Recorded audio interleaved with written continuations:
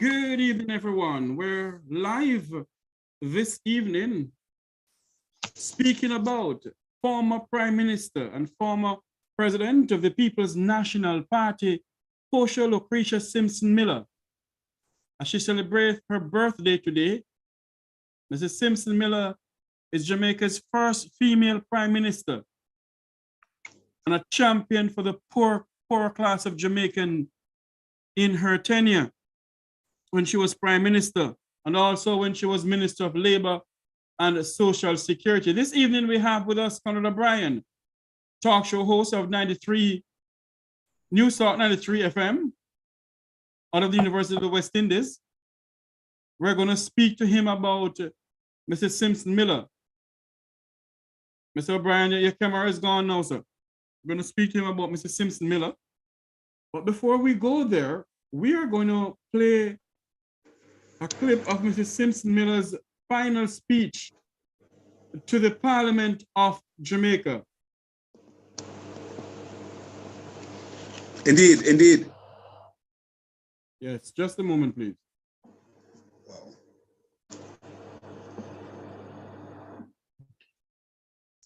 My fellow Jamaicans, this is it. This is where my political story, which began over 40 years ago, ends. My heart filled with gratitude to you, the people of Jamaica, who gave me the privilege to serve at the highest level. I have said so many times, for the honor of a lifetime, I will miss the cut and thrust of politics, but most of all, I will miss interacting every day with the Jamaican people, especially the children. You have given me so much, and I am proud of all that we have achieved together. For as long as I live, wherever I go, whatever I do, my heart will always be with you. Thank you, I love you. God bless you, God bless you.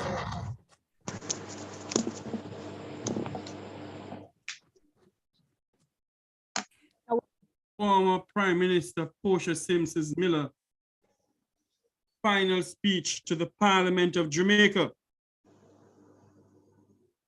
Mr. O'Brien, what you take on the speech, her final speech to the Parliament of Jamaica?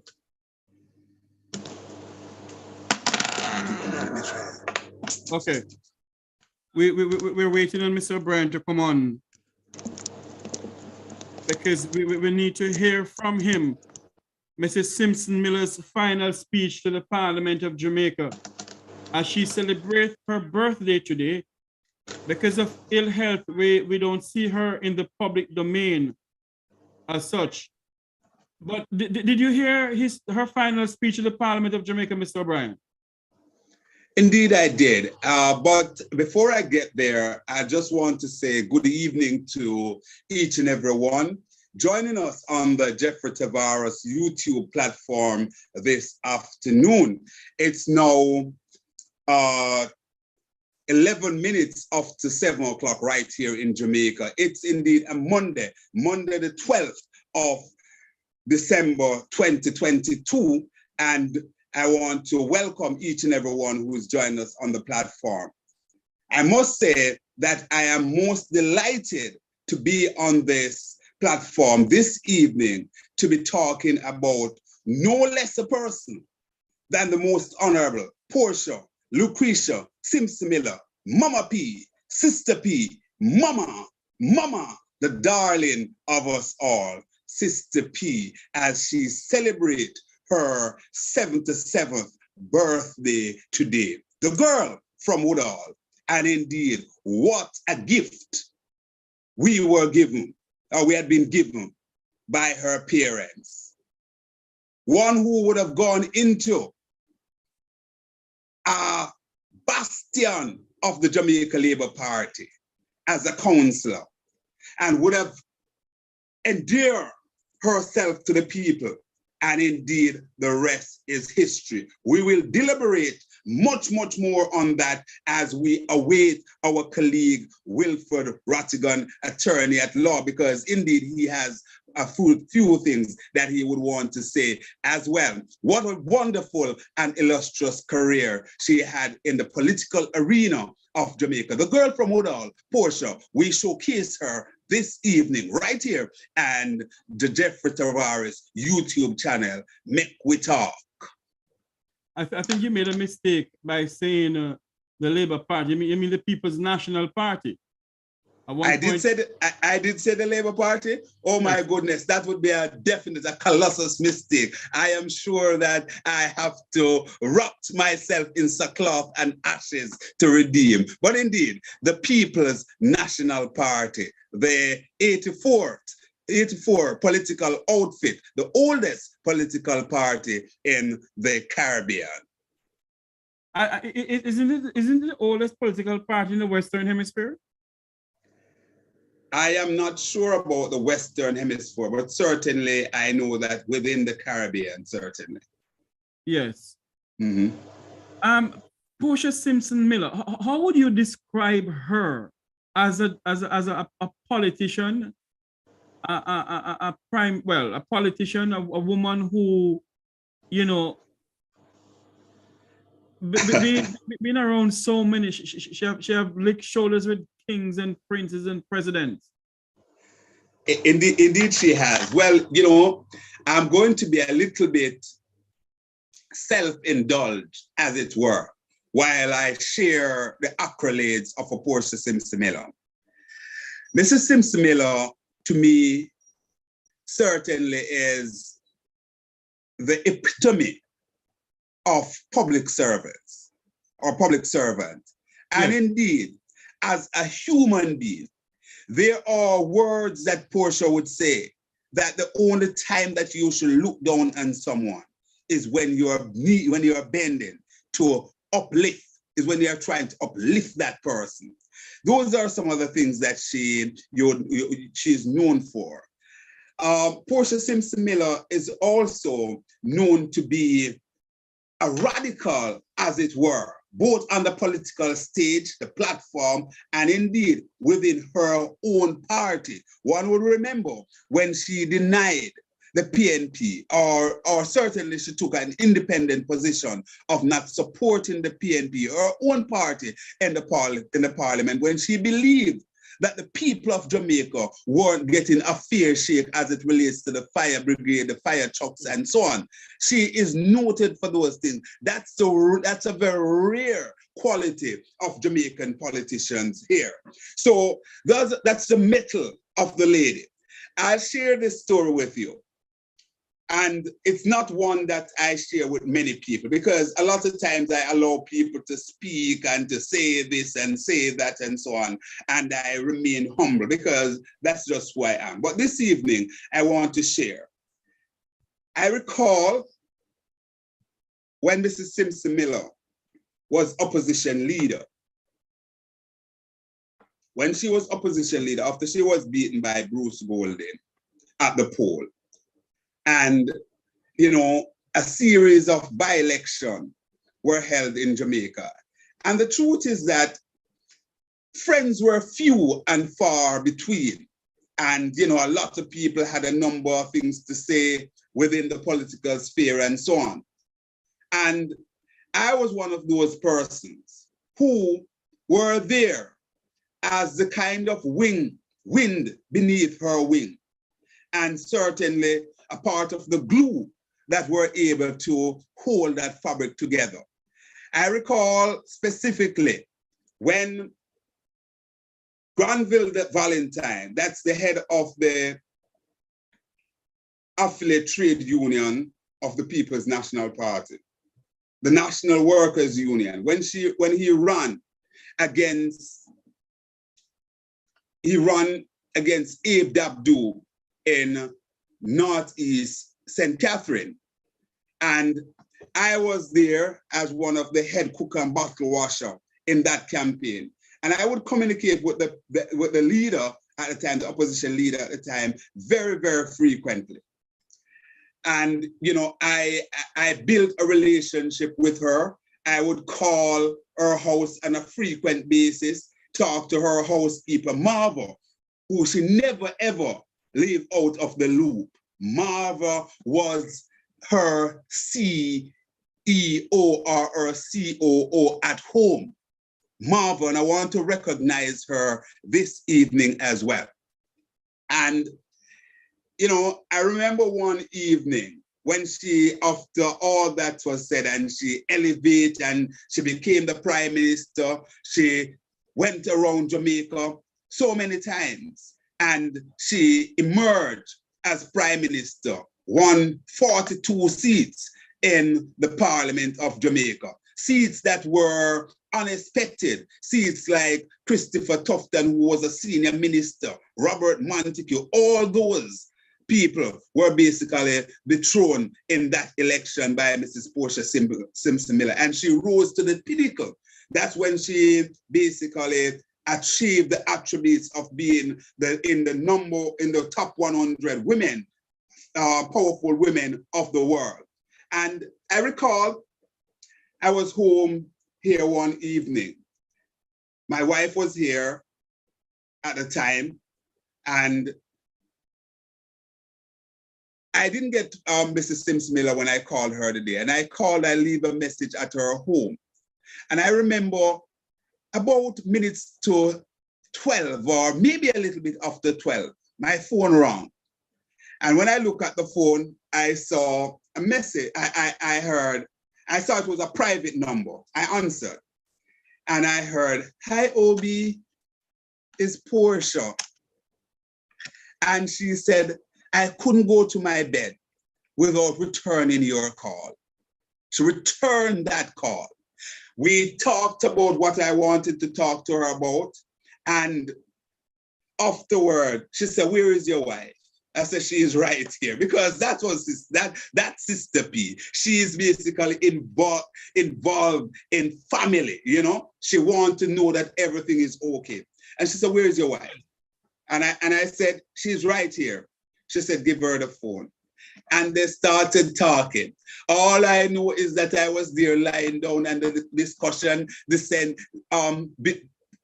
goes into all areas, including talking about those lovely suits, those lovely outfits that she wore, and so on. And they basically went on with some female discussion and so on. So yeah, that's the kind of person Sister P was and is, because she is still here with us. But we're talking about during her political arena, you know, we know that one of the accolades that Sister P hasn't received too much. But when she took the mantle of the tourism ministry, and she basically reached out and bring the tourism ministry together in a very seismic way. We all know her accolades as the Minister of Sports, and not to mention that pet peeve of hers, the Ministry of Local Government.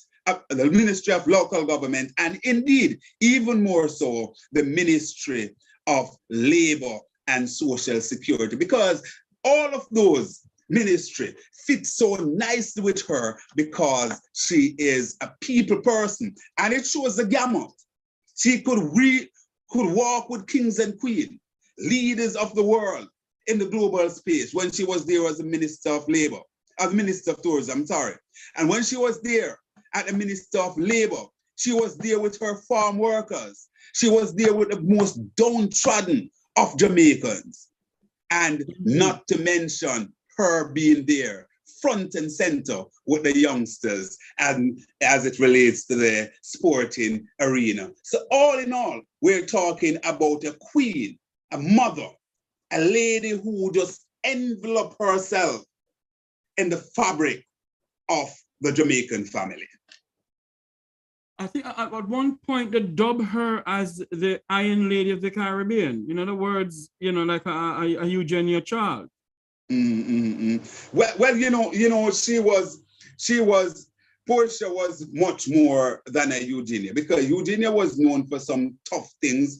But while Portia Mrs. Simpson Miller were able to take tough decisions, but she always talked about balancing the books while we balance people's lives.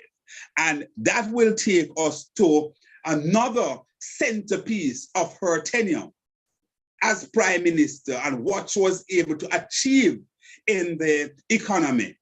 And hence, this administration led by Holness is basking in a lot of what Mrs. Simpson Miller were able to achieve, such as the debt reduction, the stability of the economy, the lowest interest rate, unemployment reduction. Yes. All of those things. We also saw where, and I said, where she was robbed of a major part of her legacy, that highway from Spanish Town all the way into Ocho Rios. I think it's a travesty of justice and indeed one of the most egregious acts by any government when they took that bit of legacy from a Portia Simpson Miller and named that road after Edward Philip George Seaga. Very, very cruel and indeed bordering and wicked in my humble opinion. I met Mrs. Simpson Miller at a funeral service of my late foster mother. May God rest her soul. Elita Elizabeth Thompson, the late Custis of Westmoreland's wife. I met Mrs. Simpson Miller at the funeral. And she just came over and hugged me. Never met her before. And she said to me, hold on, she's gone to a better place. And that stuck with me until this blessed day. Because, you know, when everybody else was around, you know, she left from where she was, you know, came over to me and hugged me and said those words to me. Yes. And, you know, you can hear a lot of people speak about her goodness. Even a good friend of mine, Eugenie Pinnock, who lives in Kingston, you know, we call her Tiny. Tiny will say that Portia is the one who gave her a house. It wasn't for her, she wouldn't get a house. And so many people speak about her in the sense of what she has done for them. As she celebrated her birthday tonight, you know, we know that she has been ailing for some time now. And, you know. Well, I don't know about ailing, but we know that she's not where we would like her to be. She's having challenges.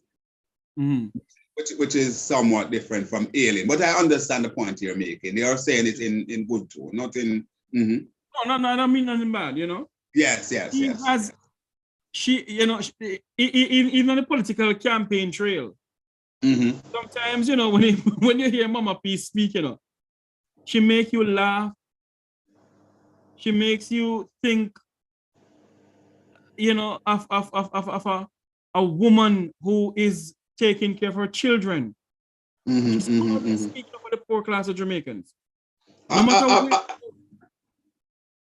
Absolutely. And that is why, you know, she has been criticized by a number of persons. But there are so many things. One of the things that she was big on, and again, she don't get the credit that she deserves, is the whole business of education. So many persons that she basically lift up by their bootstrap in her constituency. And she will tell you that the bulk of her money would spend on education every year. And hence, so many lawyers, so many doctors, so many engineers, so many teachers, so many registered nurses and so on emanates out of that constituency that she basically went into and do so many work.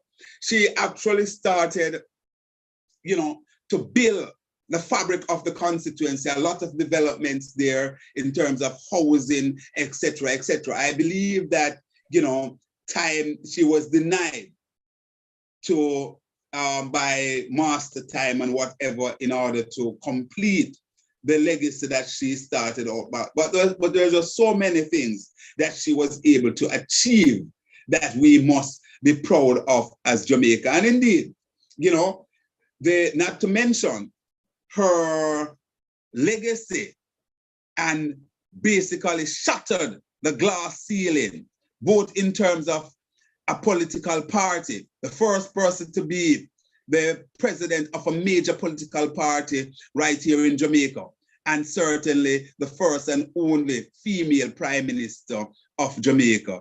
And indeed, that's no easy feat. Politics is really the boys' club. It's the male sport. And that was that's the kind of, fabric that a Portia Simpson Miller made from. As a matter of fact, so powerful is the Portia Simpson Miller that it is argued that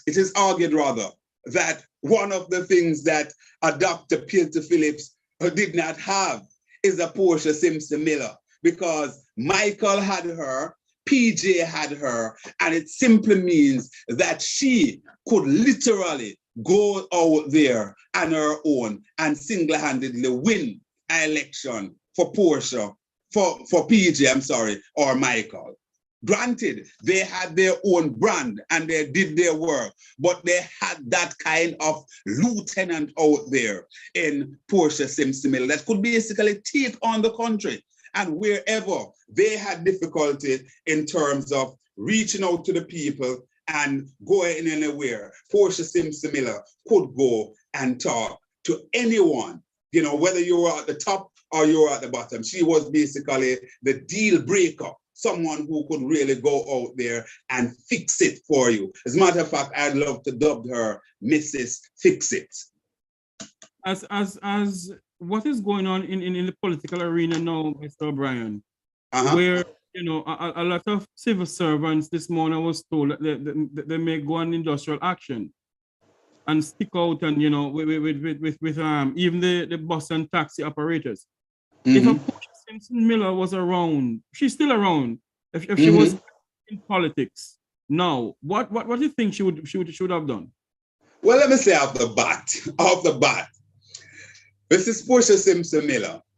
What we're seeing happening and the lack of respect that we're seeing for our civil servants certainly could not happen under her watch. She would lead from the front as prime minister, and she would certainly commandeer her ministers of government to show the people the respect that they deserve. So, for example, a group such as the taxi operators and bus operators that I think probably don't even understand their strength, that they can hold the Jamaican economy and bring it to its knees. If they were supposed to take strike action, united strike action for 2 or 3 days, they could bring the economy, the Jamaican economy, to its knees, and the government of the day would have no other course of action than to sit down and have a proper reason with this group of people, however downtrodden they are. And it wouldn't have to come to that from a Portia Simpson Miller.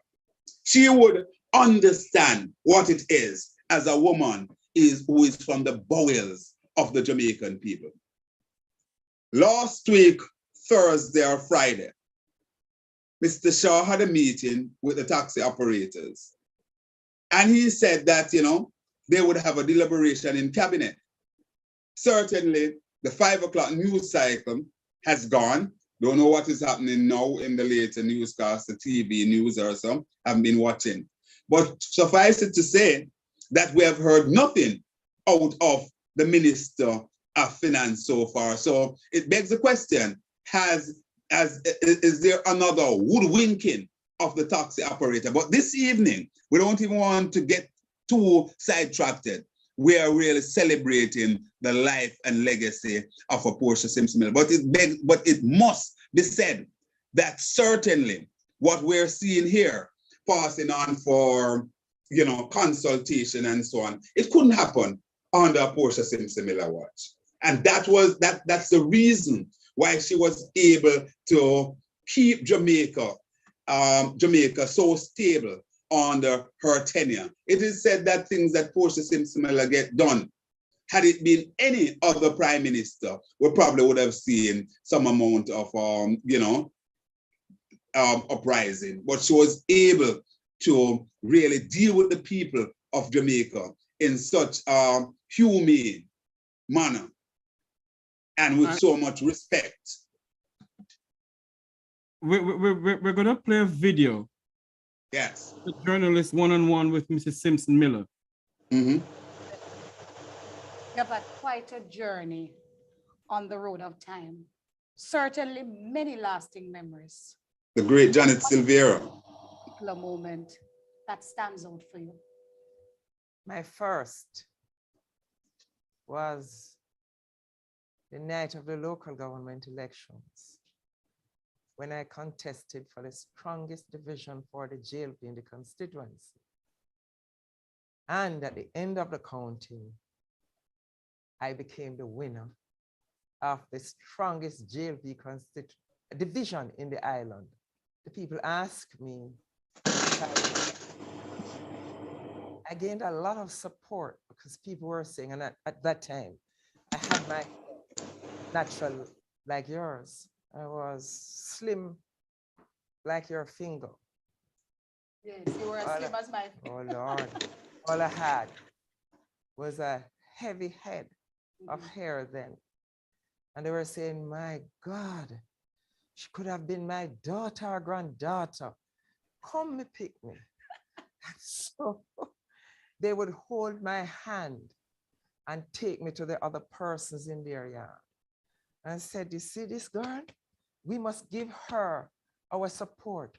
So 40 years later and going through that journey, what is the highlight you would say then of that journey and where it has taken you to?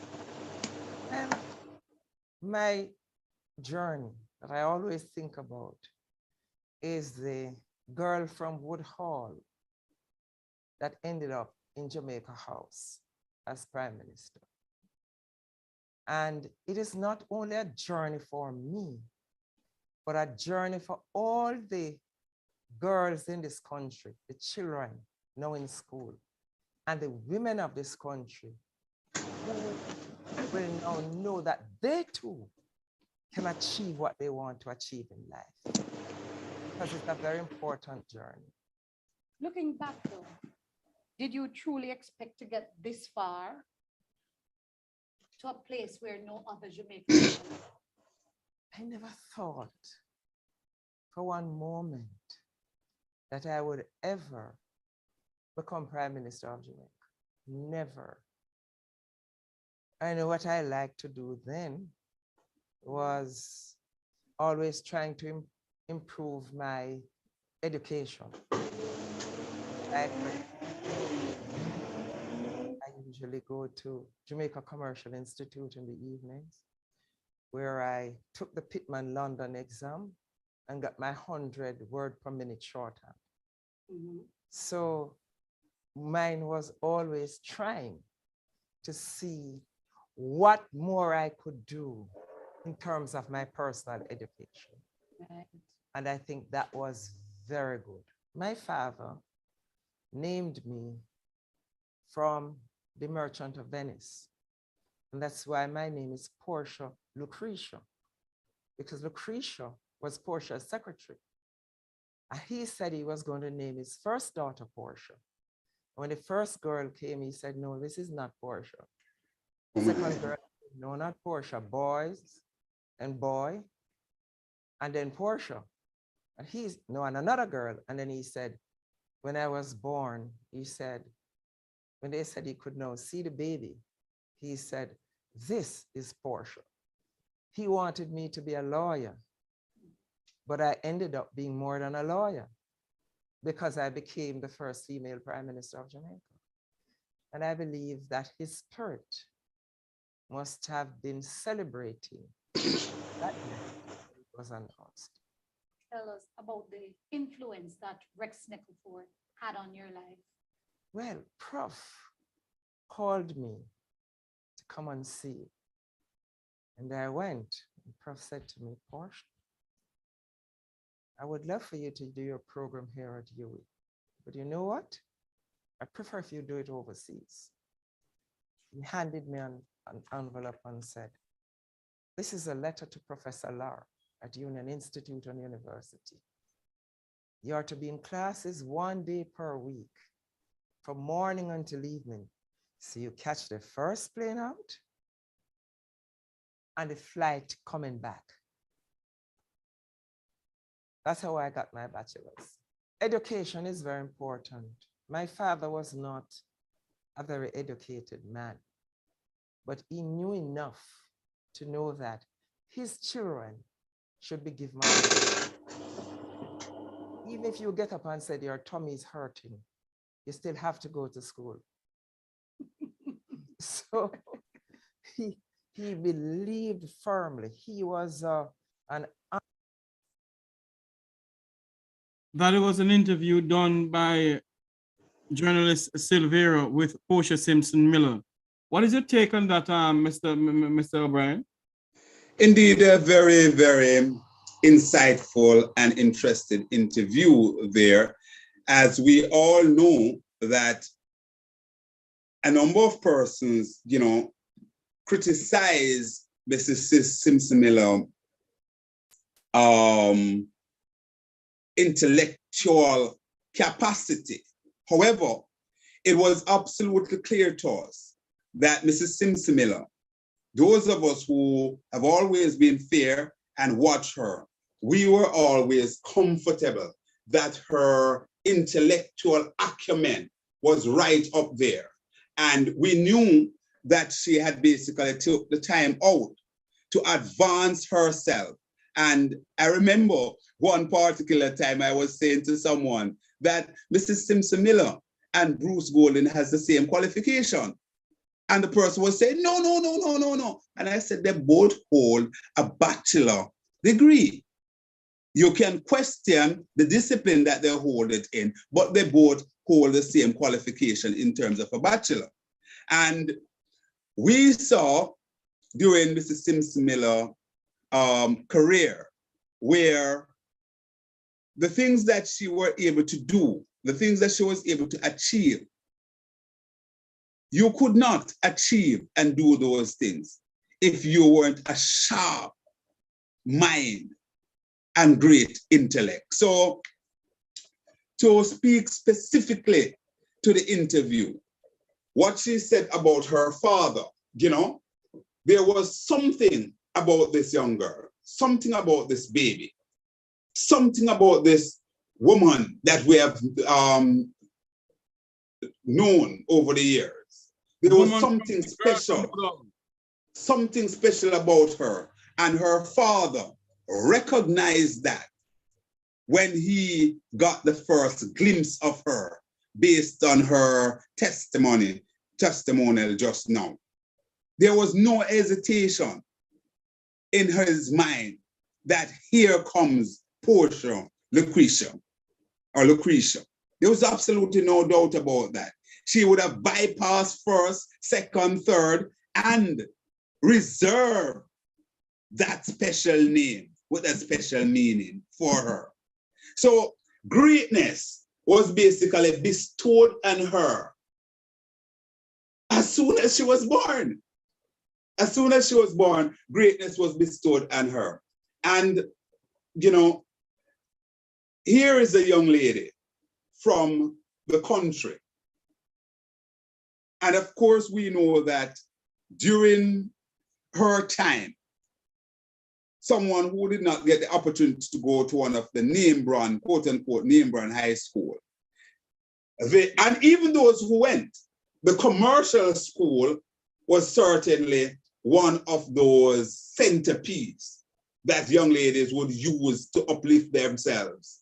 And shorthand and typing at that time was a biggie. And there she told us that she actually got a plum in terms of getting her 100 words per minute in shorthand. And that was a seminal achievement even from that point. She also shared with us the relationship that she had with the late Professor Rex Natterford, that giant of a man, academia at its best. And he, for some reason, guided her to the Union Institute, where she did on-campus studies and off-campus studies. So she earned a real degree, not no fly-by-night thing. She earned that bachelor. And those are some of the things that she did in order to prepare herself in public service and in the political arena that she was able to pull on while she was prime minister. Because can you imagine how her own shorthand would have helped her? Because persons probably would be there even taking minutes. But because she was good at her shorthand, she probably could be doing something there in shorthand and say, whoa, I am still good at this. So there's just so many accolades, so many strong points that we can highlight of this lady.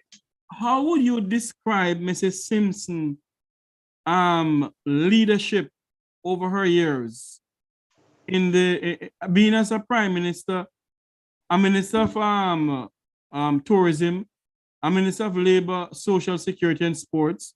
How would you describe her leadership in those capacities? All right. Let me say that one of the things that I recognize with Mrs. Simpson Miller is that she believed in collective leadership. So she did not believe that, listen, as prime minister, I want to have 5, 6, and 10 people in the office of the cabinet as ministers without portfolio. And so like what we're seeing here, no. She did not believe that she's a one-woman done or the done it. She believed in collective leadership, and hence she allowed her ministers to flourish. When there was time for her to step in and show strong leadership as prime minister, she did so. As it relates to the various ministerial portfolio that she held, we saw growth and under all of them. Take, for example, her tenure as Minister of Labor and Social Security. She grew that fund from virtually nothing to billions of dollars, to the point where they were able to acquire the hotel there down in Trelawney that was doing very, very well. And I asked the question elsewhere, why is that Brocco Resort Hotel that is owned by the National Insurance Fund, which is a great part of Mrs. Simpson Miller's legacy, why is it not operational? Why is it not operational? And we need answer from Carl Samuda, the minister, present minister, and we also need answer from Mr. Edmund Bartlett, who is the Minister of Tourism. And if we're to kick it up the value chain, we need answer from Prime Minister Andrew Holness on that. So to summarize, I think that she showed strong leadership. I believe that her tenure as prime minister, maybe she was a little bit too trusting in certain areas, and persons maybe took her kindness for weakness in patches, and that probably was a part of the one could say even the downfall of her government at the end of the day, because the ship was tight, but not tight enough. And as a result of that, I think a lot of people actually took advantage of some things there, but all in all, I think that she showed great leadership. She was criticized left, right, and center. She journalist, talk show host, broadcast journalist, like myself, everybody was up in her face and push mic at her and all of those sorts of things. And she handled very, very calmly. One would remember when she was attacked by the Labour Party, and she had to pull out her credit card to say that, listen, whenever I travel, I don't travel at the expense of the Jamaican taxpayers' money. My husband gave me a credit card. One can also remember when the present Prime Minister, Andrew Holness, attacked her and said that she was traveling too much and she can have meeting and Zoom and Skype like what we're doing now. Yet he is taking plane all over the place like minibus. You know, all of those things, all of those indignity she endured and she maintained her cool.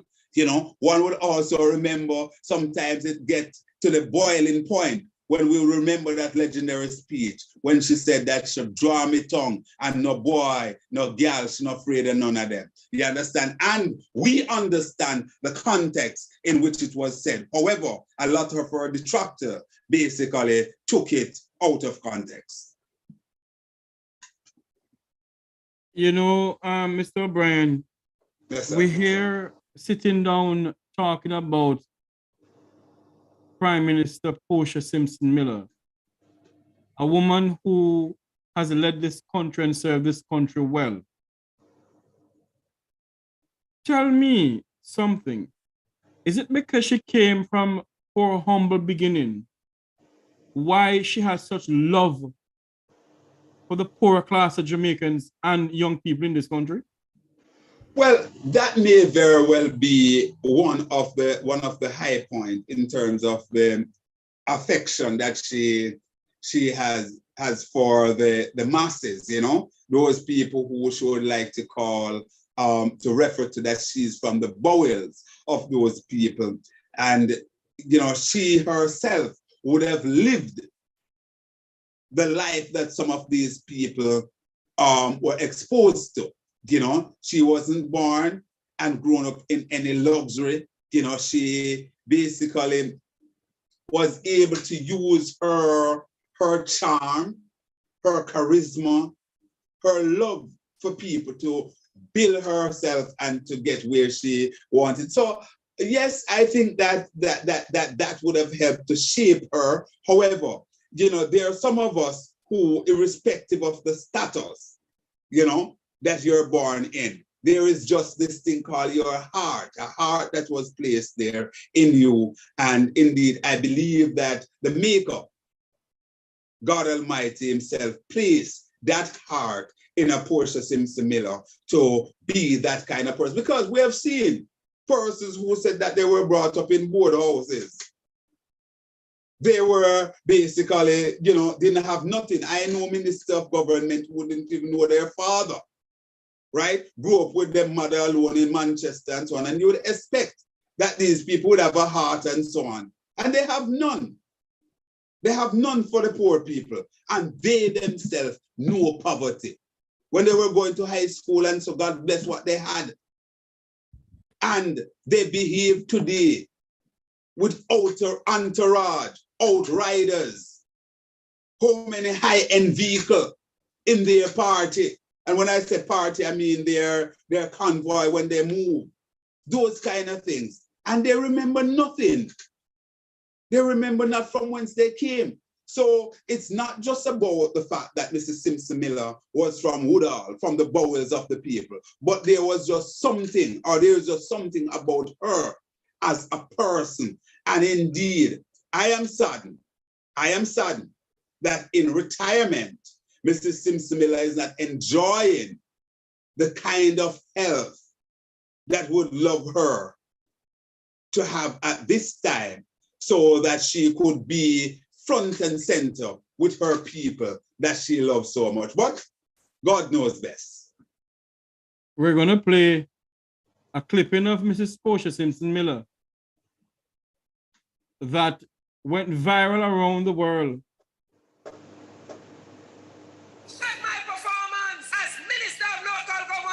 When you were a minister in charge of the National Solid Waste, $2 billion went down the drain. You could have stopped it, and you never did. Check my performance as Minister of Tourism. When you were Minister of Tourism, why did you allow the slackness that went on at the Jamaica Tourist Board? They were treating government money as if it was their personal money. I will not be dragged into your little lying, dirty, slimy trick. And when I, Audley Shaw, asked you to explain yourself, You went to Crossroad and said, Don't draw my tongue. I don't trouble this girl because I don't afraid of no man, no girl, nowhere. The voice of Portia Lucretia Simpson Miller saying, Indeed. "I shouldn't afraid of no girl, no boy, nowhere." Indeed, and can I tell you that I agree with every single word that she said there, because those utterances coming from Aldershaw was just empty rhetoric. The record speaks for itself as it relates to Portia Simpson Miller in those ministry. And I would be happy if Mr. Shaw could point to Andrew Holness at this time and ask him about the billions and billions of dollars that goes down the garden path. Let us not go off track. We're speaking about her legacy. No, but it's important. It is important. You play the tape, and Ardley was the person who featured there. So it is important for us to say to Ardley, say that same measuring stick that you were using for Portia Simpson Miller, take it now to Andrew Holness. The following is, you know, we celebrate the giant of a woman. The woman who, as I said before, served this nation. She has rubbed shoulders with kings and queens and prince. What would you say about the relationship that she and Prince Harry had? Because I remember at one point I hear former Ambassador Luma Samba speaking that when Prime Minister Simpson Miller, former Prime Minister Simpson Miller, went to Buckingham Palace, Harry was saying, "Where is Prime Minister Simpson Miller?" And when they see each other, they run each other harm like two little young children. What would you say about her relationship? He's a prince, you know, and normally you mustn't, you know. Well, what happened? That's the kind of magnetism that a Portia Simpson Miller exudes. It's not just about at Buckingham with Prince Harry. It's about world leaders across the globe. When Portia Simpson Miller speaks at function, she got standing ovation every time, and hence she was basically featured in the top 100 most powerful women in the world. That's no mean feat. So again, that's just charm, charisma, and so on. And what it shows there, Mr. Tavares, is that Mr. Simpson Miller was able to attract the same level of excitement, love, and magnetism across the gamut. Because the same thing that happened there with Prince Harry, it happened with people like Obama in terms of the admiration for her. It happens with people across the globe, and it happens right here in Jamaica with the little runny nose picnic. So that's just awesome, absolutely awesome. You know, are we going to be graced with Mr. Rattigan tonight, or he has? I don't know, because I've been trying to get a hold of him, but maybe we should find out if he's gonna come on, because we can speak about Portia also, and we can switch to something else after he comes on, if he doesn't wish to speak about the Prime Minister. But you know, I'm looking at a video clip in here of Prime Minister Simpson Miller and President Barack Obama when he was in Jamaica, and I play this tape here with the both of them, you know, sitting down and having a jolly good time in the sense of doing work for this country. You know, here we go. I'm gonna play this tape here.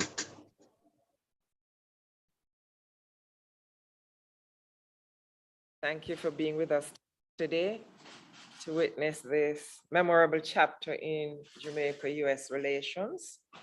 The historic meeting held today with the Honorable Barack Obama, President of the United States of America, sends a positive signal of the strong bilateral relationship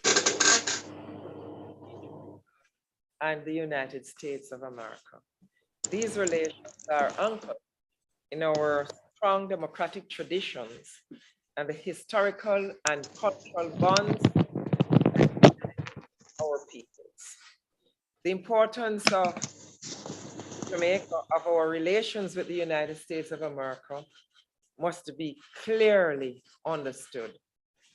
The USA is Jamaica's leading trading partner, main tourism market, and a chief source of foreign direct investment. The USA is home to the largest Jamaican diaspora. The main aim of our dialogue, therefore, was to further strengthen a partnership that existed long before the formal establishment of diplomatic relations in 1962. During our bilateral meeting, I renewed the high levels of regard which Jamaica has for the United States of America. I also expressed to President Obama and the government of the United States, on behalf of the government and people of Jamaica, our gratitude for the high levels of support provided by the United States to Jamaica over the years. Central to our discussions were the elements of Jamaica's performance under the current extended fund facility with the IMF and the positive outlook for the future. As Jamaica builds on the gains made so far under the program with the fund, we recognize that we renew our commitment to the economic reform program going forward. We also discussed strengthening our cooperation in the areas of security and human resource development. We explored additional ways of improving our trade and economic relations, including through capacity building for our private sector, as well as in the areas of energy security and renewable energy.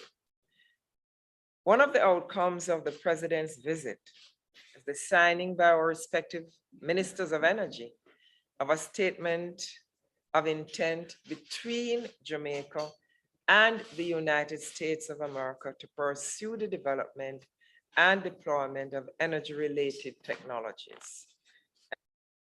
Mrs. Simpson Miller addressing the media press briefing when the former President Barack Obama came to visit Jamaica.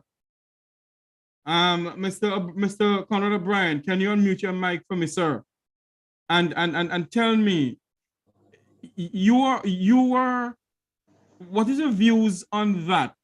She is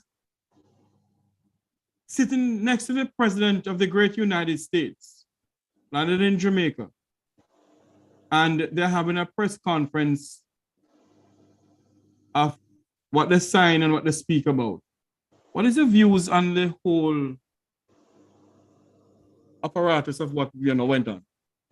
Well, remember, just awesome. I don't think we have seen that feat from any other prime minister within recent time, where that prime minister was able to attract so many international leaders, not just head of state, but what you call the creme de la creme, and we're talking about she was able to attract some of the top leaders from out of Africa. She was able to attract the Prime Minister of England, and she was able to attract Barack Obama. All of them descended on the Jamaican soil. And indeed, you can see there where she was in her element. She was just very, very comfortable, very at home with, any of them. And certainly that's commendable. That's commendable. She also there cited some of the achievement of her administration, that IMF program that she was able to eke out in terms of leaving her Christmas dinner and leaving her husband, and would have traveled to the United States, met with the Black Caucus and so on, the women and all of that. And they basically were able to petition the IMF, head Dr. Christine Lagarde, who were able to forge that discussion so that Jamaica was not shut out, because a number of persons in the international circle was saying, allow Jamaica to fail based on how the previous administration under Bruce Golding and Audley Shaw handled it. And the woman, the prime minister, that these persons or people in Jamaica would want to take pot shot at and to criticize. She was the one who was able to redeem and resurrect Jamaica from the garden path that it was going down, and where the rest of the world was prepared to allow us to be. Remember, we were shut out of all the international lending markets. And it was a Portia Simpson Miller, the girl from Woodall, who resurrected that arrangement. And indeed, her finance minister, Dr. Peter Phillips, and herself worked together, and they were able to bring Jamaica on a path that today we're hearing the Jamaican government talking about surpluses and all sorts of things, talking about the reduction in debt, and fail to give Portia Simpson Miller the credit that she deserved. That said, I really just want to segue into this. Today, her birthday, the 12th of December, the People's National Party dubbed today as I'm not hearing you. I was going to go into that. I was just going to play that video and then go into the press briefing of the opposition leader, Mark Golding. Good. So here we are. We can go there. You can come in, and I'm saying that to name today as Portia Simpson Miller Day, I believe that Mr. Holness should do the honorable thing and elevate this naming of the day by the People's National Party, to recognize it by the government of Jamaica. It doesn't necessarily have to be a national holiday, but the recognition that it is edged officially through the government. She could do that, although we don't operate this way, because here it is. He might say, listen, the PNP already dubbed the day Portia Simpson Miller Day, but he can still stamp put his stamp of approval there, because I think that she certainly deserves. He may say we should have an Edward Siaga Day. Which would be nonsense. Which would be nonsense, because you can't just, well, put it this way. We don't just give people day like that, And it doesn't mean that because you have a Portia Simpson Miller Day, you must have an Eddie Siaga Day, or you must have a PJ Day, or a Peter Phillips Day, or whatever, or so on. Portia Simpson Miller must be recognized and given her accolades and her day. She has so many things. We have seen many male prime ministers, many male. Kick the glass ceiling. Maybe we should have a Bruce Golding Day too. Well, maybe we should have a Dudu's Day. Well. But you can't give a notorious drugs done on Kingpin or Kingpin a day. It's all right. Go ahead. Move on. Move on. We're going to play another video when the Prime Minister was awarded a distinction or something at the University of the West Indies. Oh, she was given an honorary doctorate. An honorary doctorate from the University of the West Indies, Mono campus. Former Prime Minister Portia Simpson Miller. Discipline to her approach, the bravado of her big heart.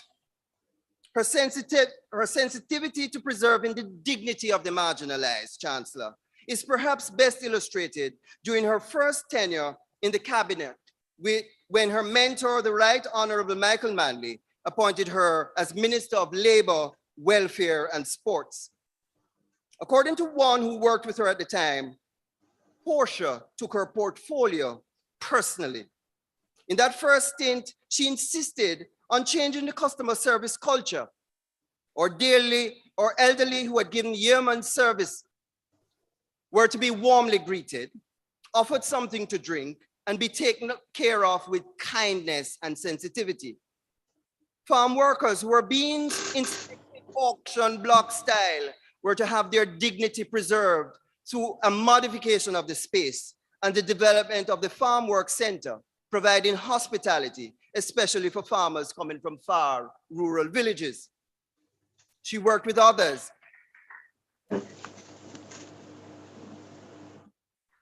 She worked with others in developing the senior citizen policy, worked on the computerization of the national insurance records, and laid the groundwork for the establishment of the National Health Fund.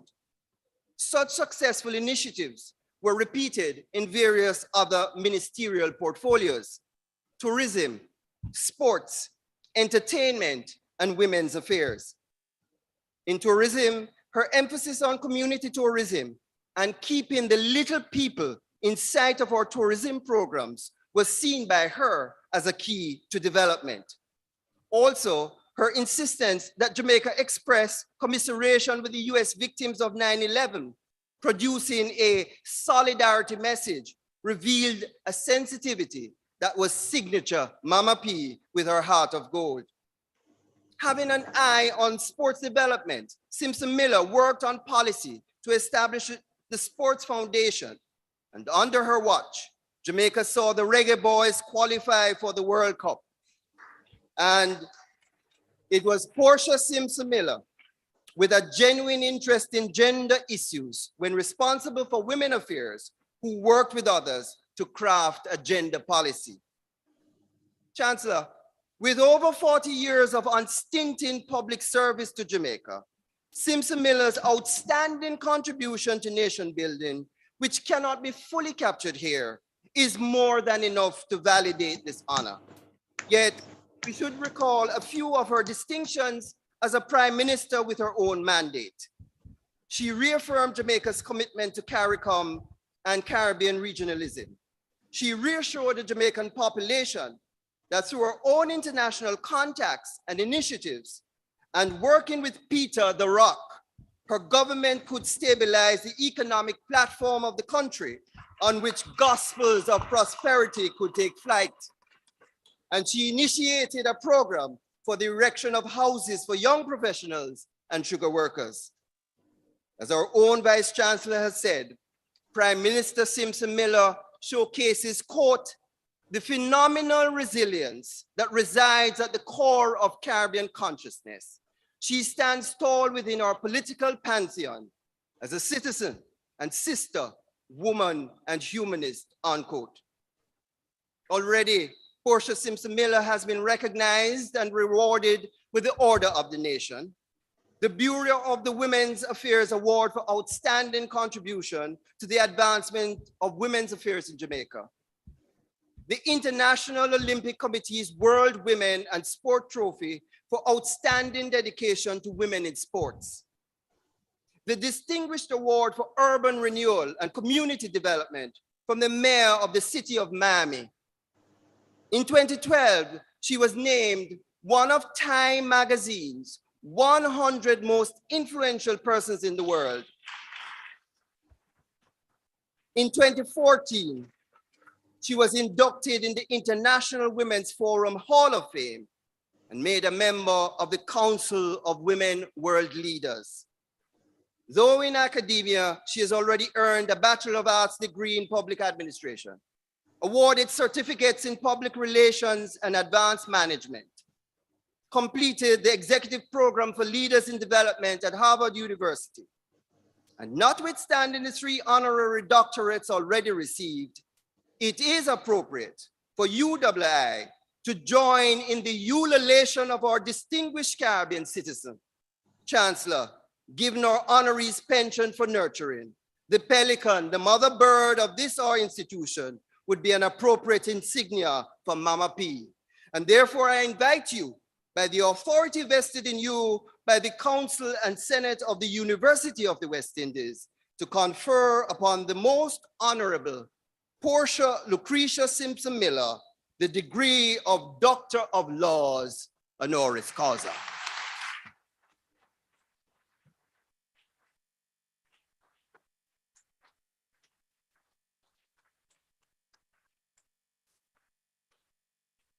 Indeed.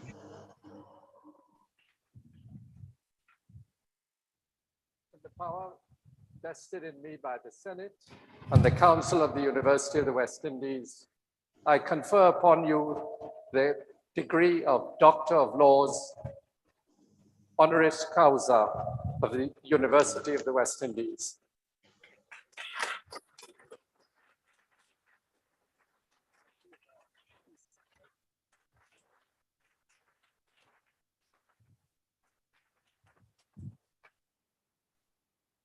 Dr. Portia Simpson will now address the company.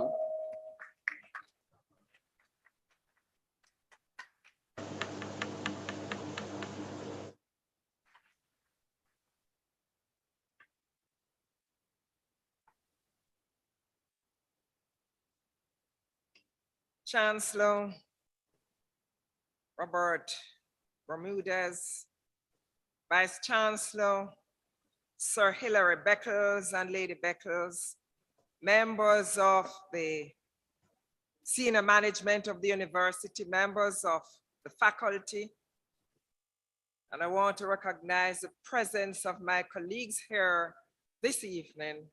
I think it would take a long time for me to mention them by name.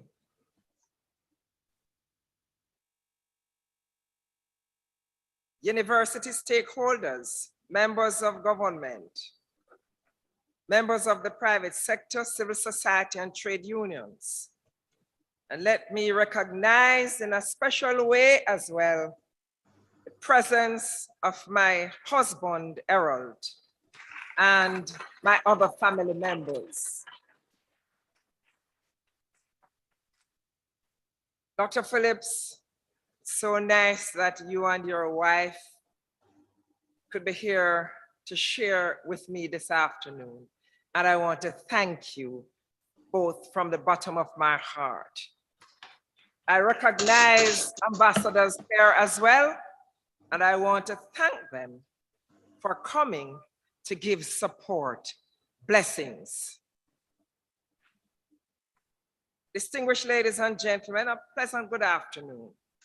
I use this opportunity to welcome Chancellor Bermudez as he commences his tenure here at the University of the West Indies.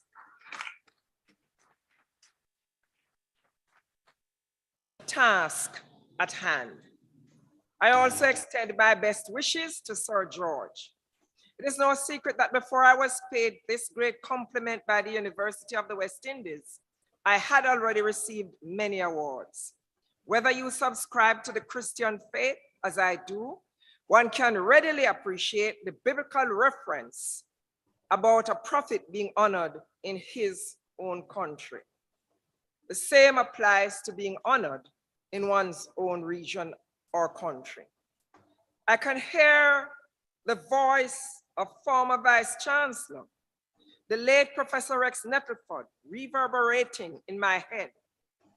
This is my Portia, in whom I am well pleased.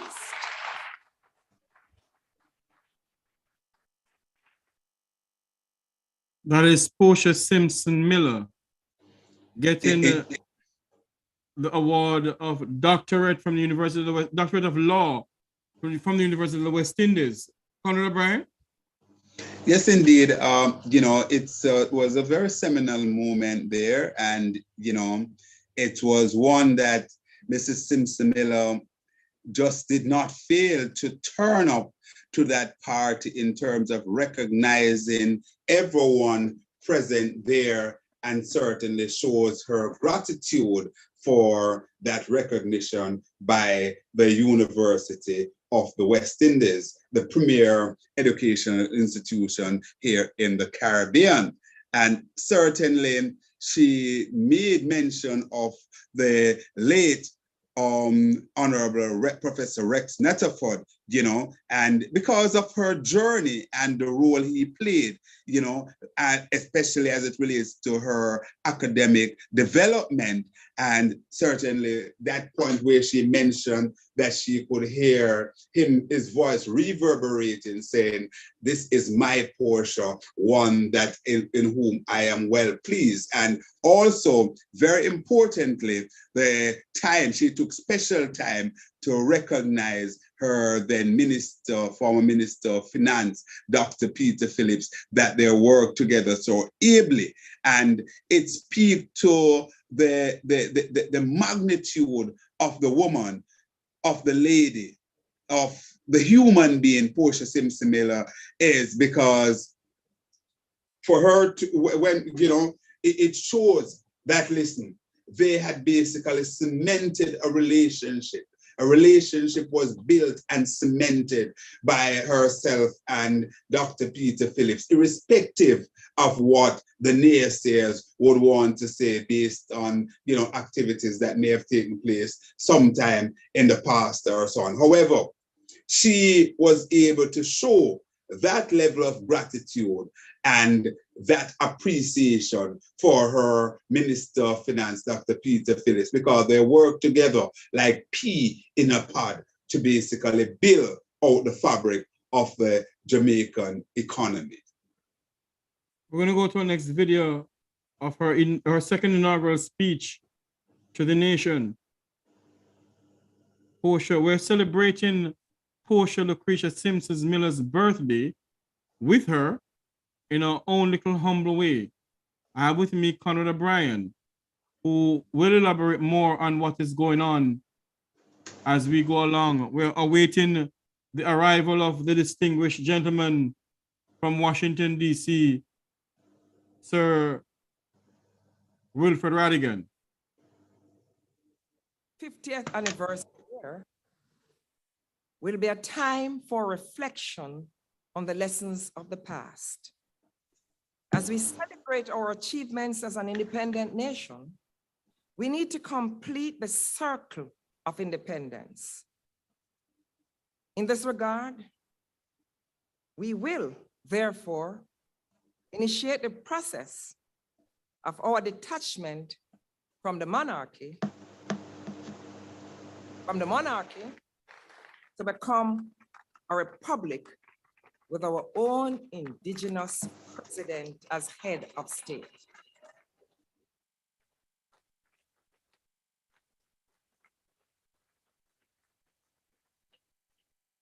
And I want to indicate, I love the Queen.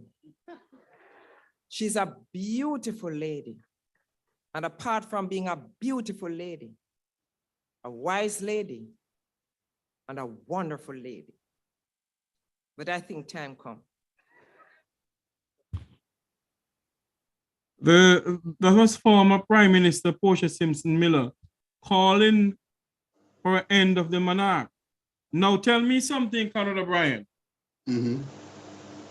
She called for it, nothing was done. Mm-hmm. Bruce Golding called for it, nothing was done. Mm-hmm. This present Prime Minister called for it. He said in a town hall meeting in Washington, D.C., that he is going to do something about it. Mm-hmm. What do you think happened why Mrs. Simpson Miller didn't really pursue that road? Well, spoke about it in her inaugural speech, but yet nothing was done. In my humble opinion, and I may go back, this conversation of moving away from the monarch and basically have Jamaica become a republic, it's a discussion that have been taking place long before Mrs. Simpson Miller. It was a discussion that was taking place, a lot of discussion took place between P.J. Patterson and Edward Seaga and so on, to move away from the monarch. And, you know, there was always some sticking point because initially the PNP actually wanted to go the style of government that I prefer, which is the executive head of government. So we'd have an executive president rather than having what we call a titular head or a non-executive president, something akin to what we're seeing in the Governor General at this time. However, because of the stalemate and, you know, the back and forth, and the JLP would not give anything on that, they were able to eke out a position that they would settle with a ceremonial head, right? meaning that they would have a non-executive president. Mrs. Simpson Miller. The same thing the People's National Party saying? You're not listening to me. I'm hearing you. I'm saying to you that because they were not able to get that movement, that support by the Labour Party, and they were holding and they wanted to move away from the Queen, from the monarch. What they come up, what the both party agreed that they would basically sign off on a ceremonial head, so it would move away, would become a republic, but we won't have an executive president. And as I expressed before, that would be my preferred choice, executive president. So we would vote for the president of the country, separate from we vote for the member of parliament. So you could very well have a PNP president, and you could have the majority of the people sitting in the House of Representatives from the JLP side, or vice versa. I would prefer that, because in my humble opinion, it would give the president more leverage to do things. However, it's not the end all and the be all, because we're seeing even in the United States that have executive president that they're having their own challenges. But to fast forward to Mrs. Simpson Miller, she started process to get that in train, but she was voted out of office, and hence we're seeing Mr. Holness now 7 years on the trot, and he had basically gave timeline, like within the first 100 days and all of those sort of things. It's going on almost 7 years now, and we have seen nothing. So let's see what will happen. I think the fact that more people are calling now, the PNP's opposition calling and so on, we'll see. But I think it was certainly one of the things that I believe that she would be not so happy about, not able to achieve that feat during her tenure of being the one to herald in the Republican status here in Jamaica. So I believe that if we were to look at her tenure and to look at the demerits, I believe that would be one of the areas that she probably would say, wow, I maybe could have gone a little bit harder and that to achieve that Republican status. But let's see what will happen now. Both parties seems to sign off on it. Although I must tell you that right here in Jamaica, we still have a great deal of people who believe that we should still stay with the monarch. A number of us believe that they should have gone a long time ago, because when you have a queen, and I'm digressing a bit, when you have someone who served at the helm for almost 70 years as a queen, did not apologize for any of the ills that was done by her or her foreparents to Black Jamaicans, or did not sign off of reparation and all those sort of things, I am not going to lose any nitrous over her. I'm talking about Queen. I am not going to drift away from the conversation we're having. You said something a while ago that I've always said this. The time I'm not saying the Queen shouldn't apologize, the King shouldn't apologize to us, But I believe that the two political parties in this country should apologize to the people of this country for the atrocity that caused the people of this country. But let's not get into there, because that's a different. That's another program. And just like as you say that, I also want to add that we also talk about reparation, and I believe that the England should pay us reparation forthwith. However, I believe that reparation should start here locally, and I believe it's something that Mark Jefferson Golden should start to deliberate and start to call for it. Local reparation in terms of putting some of these lands into the hands of our poor people. Those lands were taken from us. We were worked hard and we were given nothing. And I'm sure I can say that because I believe that Mrs. Simpson Miller would agree with me on that with aplomb. Indeed. Conrad, Mhm. what do you think is the legacy of Portia Simpson Miller in her constituency, not the wider Jamaica, in her constituency? Well, in her constituency, certainly there has been a lot of housing improvement there. She have built out houses. She have put in infrastructure, many of community centers, basic schools. She have basically have much infrastructural development. And indeed, she would also pride herself as one of the member of parliament that would have helped more than any other member of parliament, students or youngsters from her constituency to achieve their full potential academically, to now have many doctors, lawyers, engineers, teachers, nurses, firemen, policemen, etc., come out of that great constituency of South St. Andrew. South, yes, her former constituency there that is now represented in the House of Representatives by Angela Brown Burr.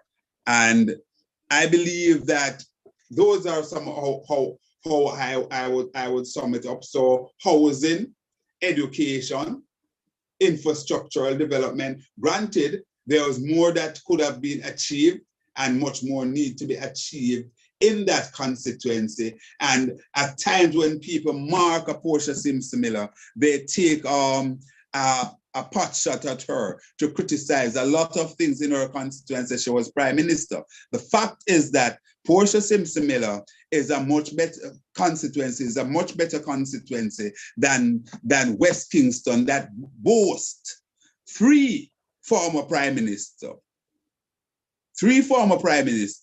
I think the chief himself served there, who is Buster, of course, Seaga. Yes, Buster was MP for West Kingston at one point, I think, and also Mr. Seaga, Bruce Golden, right? Three prime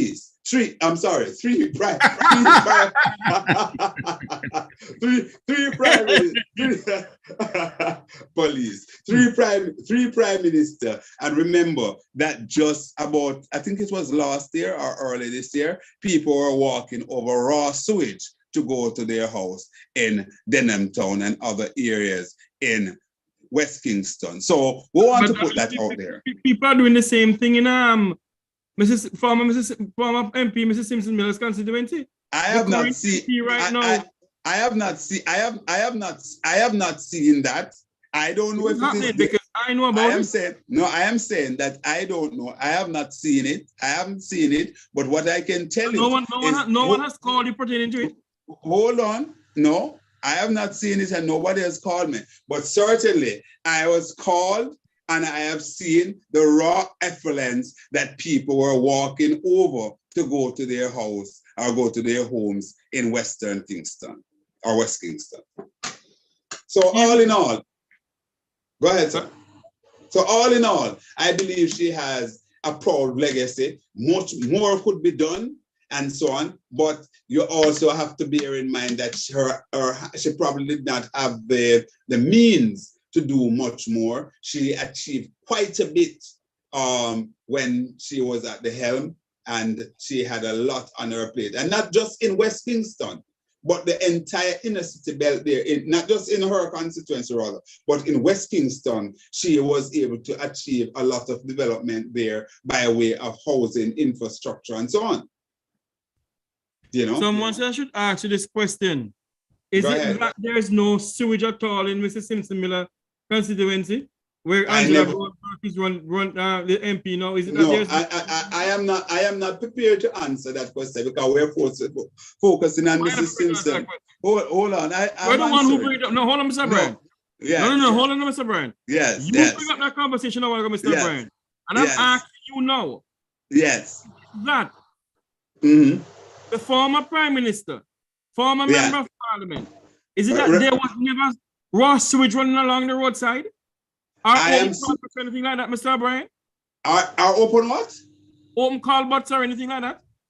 every constituency in Jamaica, even those uptown, you have open culverts.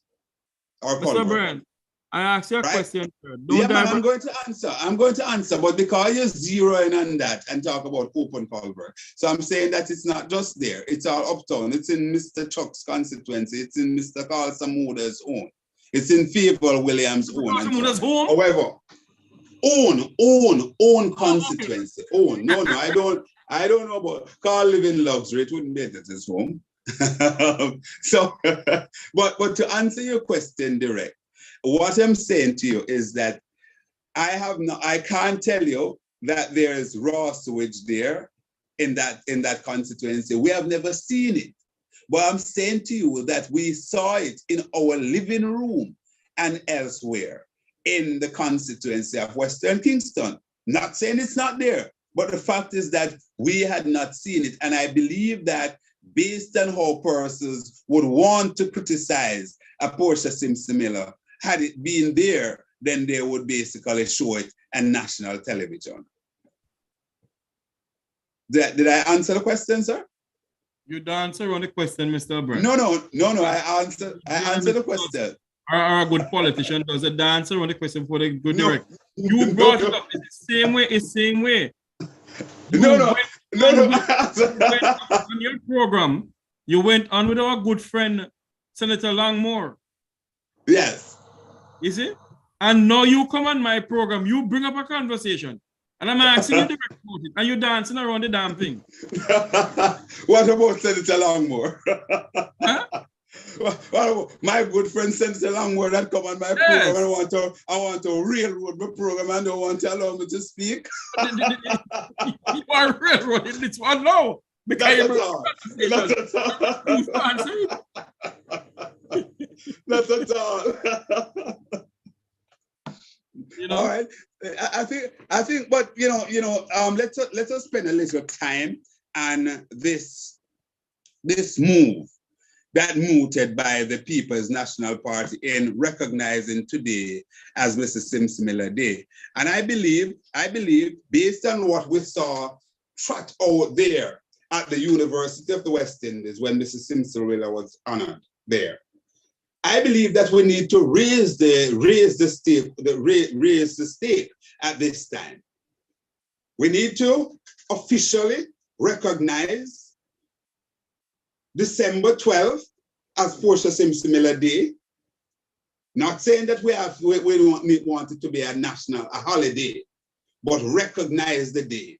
Just like we have, I think in the US, Dr. Martin Luther King Day. It's not necessarily a national holiday, but it's a day that's recognized in his honor.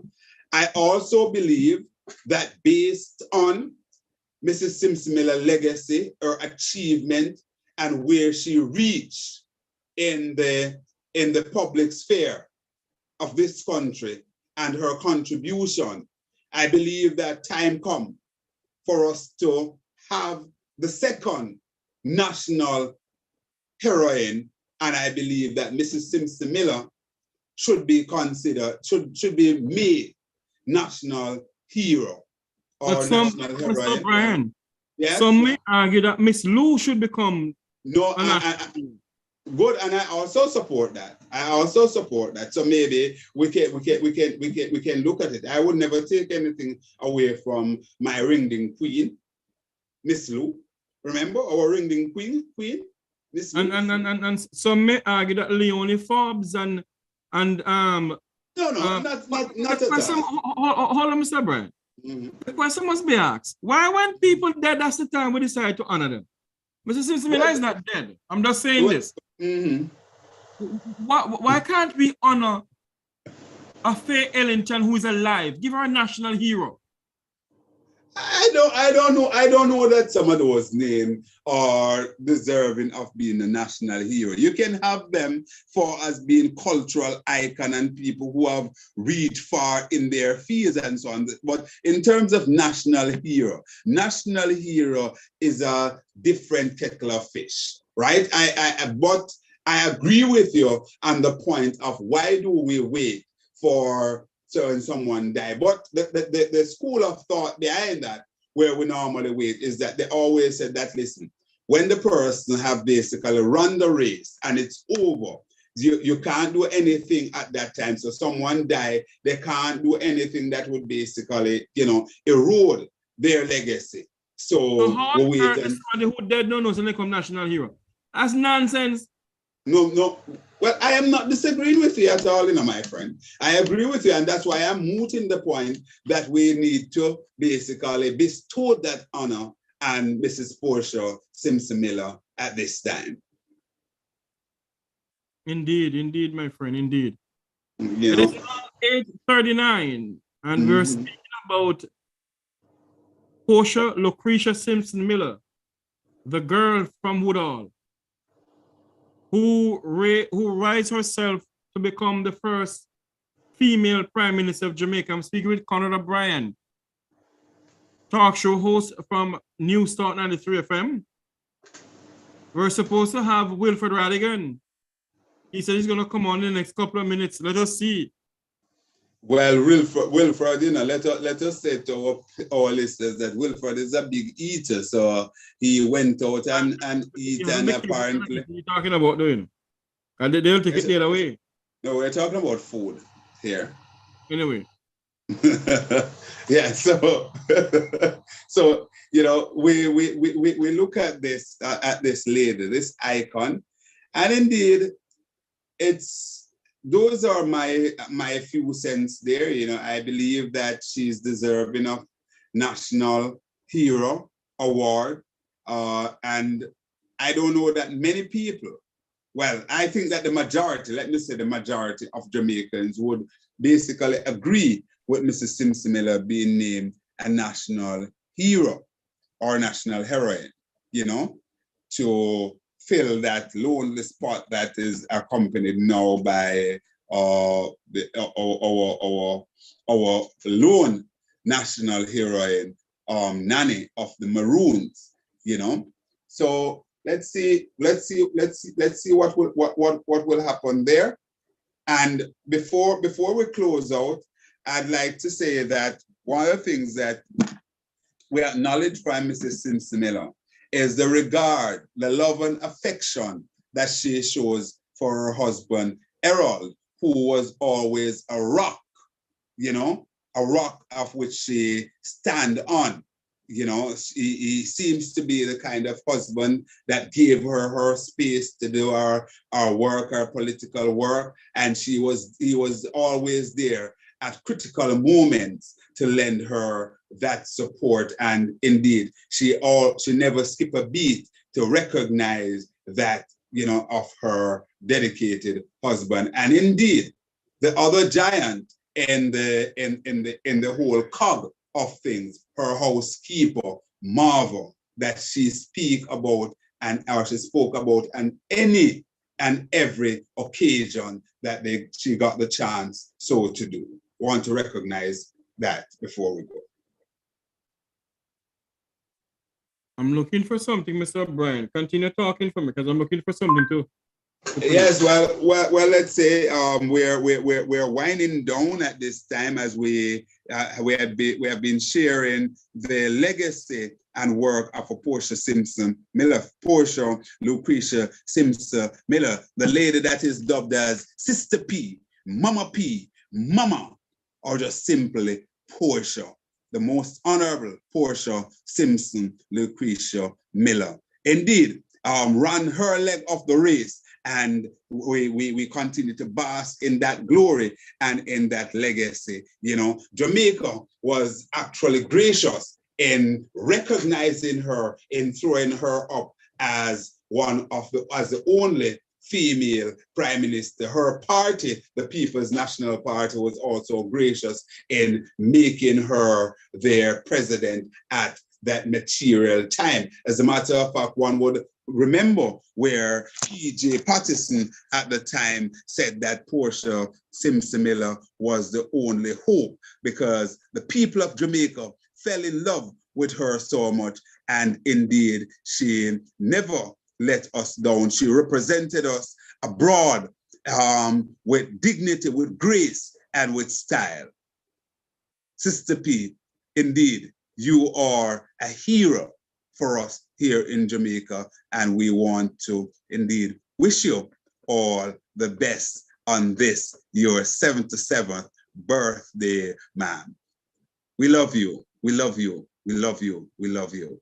Don't know if Jeffrey have anything that he wants to say in wrapping in the session here. As we come to the end of a special edition celebrating the birthday of Jamaica's first Prime Minister, first female president of the People's National Party, Portia Lucretia Simpson Miller, the girl from Woodall. I just want to say I wish her all the best. I wish her a very happy birth night. It's night now. And I hope that they really consider in naming December 12th Portia Simpson Miller Day. And I end with let me make something clear this evening. I'm not a member of the political party. So if I play a song on this program, play. I don't want anyone to dub me as a comrade. I am not a member of a comrade party or a member of a Labour Party. I am a Jamaican and I'm honoring a distinguished lady of the soil. A woman who serves her country well. A woman who stand up for the poor, defend the poor people of this country. And that's why they dub me as the defender. I defend poor people.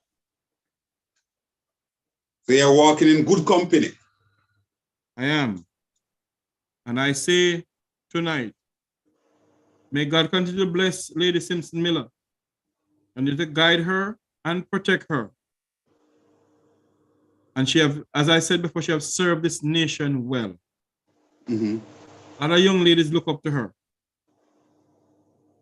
Without any further ado, I end my program by playing. Before you go there, Jeffrey, before you go there, that's a very important point that you just made. Mrs. Simpson Miller made the point where she reached. It wasn't just for herself, but it was certainly an indication and a path that she had basically carved out to show young women in this country, young girls in this country, that they can reach the great heights of Prime Minister of this country. Indeed, indeed. And as we end, we play this song that I know Portia Simpson Miller loved. I remember I was a boy growing up in the grill. I used to hear this song coming around with the late Michael Norman Manley, the late Kenneth McNeil, father of Wickham McNeil. And this is a song I want to end my program with, to Portia Simpson Miller.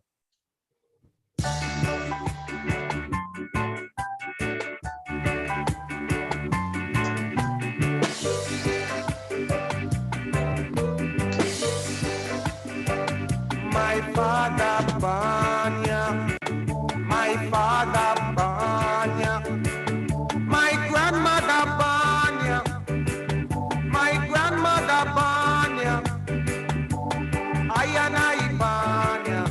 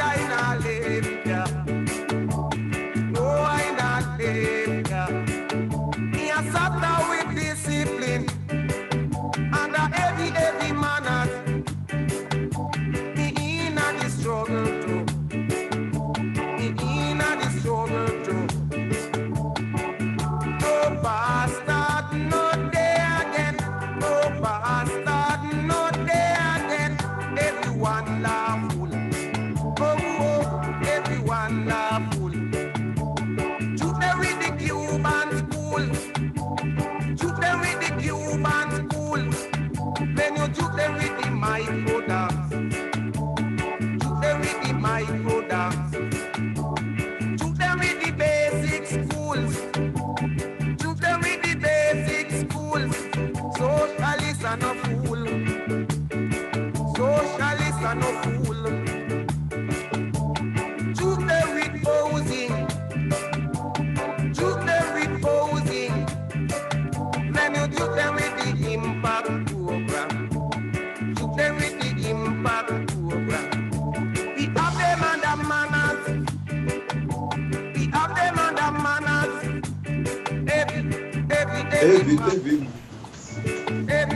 Every manners. Oh, we have them under manners. We have them under manners.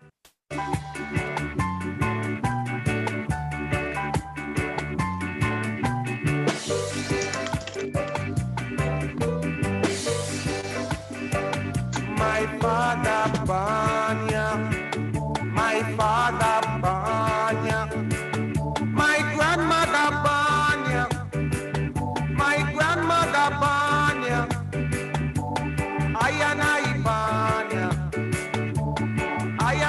Banya, Comrade, my leader Banya, my leader Banya.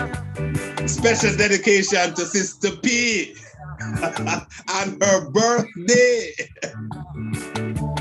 Trouble Martin.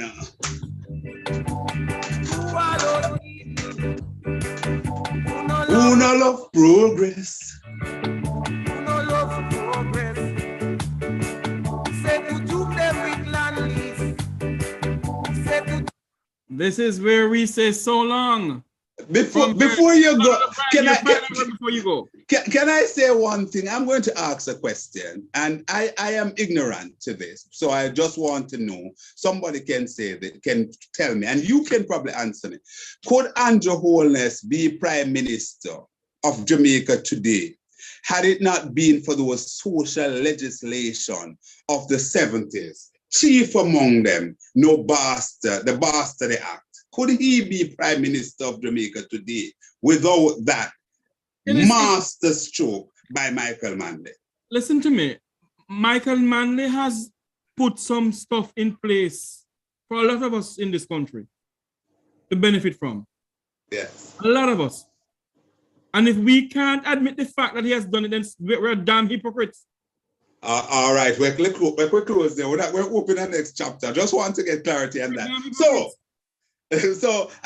My last thing, today, my listeners and News Talk 93 FM, certainly my phone was ringing off the hook today, persons and the studio were inundated with calls because I wasn't on. I must apologize that tomorrow I won't be on either. However, we will treat you to a rebroadcast, so you will have the pleasure of listening back to my last Tuesday program tomorrow. So on that note, I want to bid you good night and to say God bless you all as usual. And again, I close by saying happy birthday, Mama P. Happy birthday, Mama P, Sister P, Portia Lucretia Simpson Miller. We love you. You are our queen. Stay safe. And I want to say good night to everyone, and thank you for coming on, Conrad. Thank you for calling, reaching out to me and say, hey, we need to do something for our first female Prime Minister. I want to say that tomorrow morning at 11 o'clock on Rose 96.1 FM, we'll be speaking to Dr. Angela Brown Burke, who is the Member of Parliament who took over from Portia Simpson Miller is it Southwest St. Andrew, I think? Yes. Yes, who took over from Portia Simpson Miller. She will be on my program tomorrow from 11 until 12 o'clock on Roots 96.1 FM. We're going to speak about what is the constituency doing to celebrate the legacy, to celebrate the birthday rather, and legacy of Portia Simpson Miller, and also the recent announcement by the PNP to name December 12th as Portia Simpson Miller Day. We will be speaking to Dr. Angela Brown Burke and that. So join me then. And we come to you live from the studios of Roots 96.1 FM. And you know, I'm saying this to my fellow Jamaicans out there. Let us come together. There's so much on the road. There is so much accidents going on the roads. Too much accident that we need. We need to, I don't know. A lot of us think that the cars that we're driving have iron in them, but they're not iron in them. They're fiberglass. They're not irons. So please take on the time and drive in this festive season. Until you hear my voice again tomorrow morning on Roots on the 6.1 FM. For all those whose cares has been our concern, the work goes on, the cause endure, the hope still lives, and the dream for a better Jamaica shall never die. May God bless you, and may God bless Jamaica land we love. Like, share, and subscribe to the Jeffrey Tavares YouTube channel, the Make We Talk Jeffrey Tavares YouTube channel. And I want to say happy birthday to the first female Prime Minister of Jamaica, the giant of a woman, Portia Simpson Miller, the girl from Woodall. Have a good night, everyone.